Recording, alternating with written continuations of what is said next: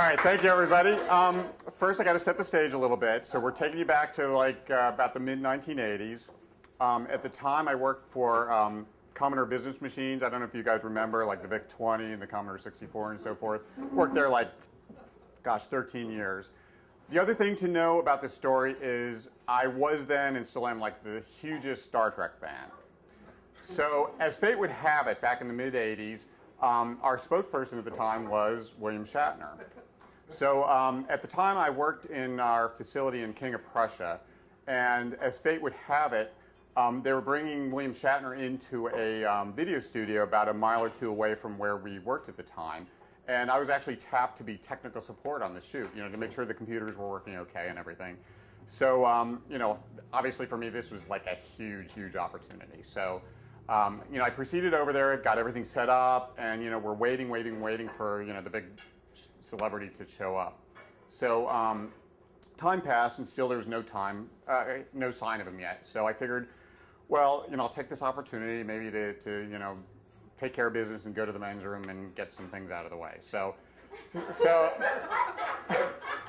I headed into the men's room, and I kid you not, I'm standing at the urinal. I just walked up to the urinal, and then in walks William Shatner and staff. And needless to say, I kind of froze.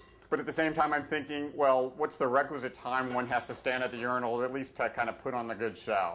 You know, because needless to say, nothing was going to happen at that point. So I stood there for, you know, 30 seconds to a minute just to make sure it looked good. And then I turned around and, you know, I said hi. You know, he was in the process of getting his makeup on, so I couldn't really stop and talk or anything. So I kind of like quickly made my exit out of the men's room. So, but anyway, that was kind of the highlight of it. But the rest of the afternoon actually proceeded really well. You know, I know Shatner's kind of got a reputation of being hard to work with, but actually I found him really pleasant. Did the job really well. We actually had a lot of downtime between takes and whatnot. And at the time, we had this one video game. It was called Jupiter Lander.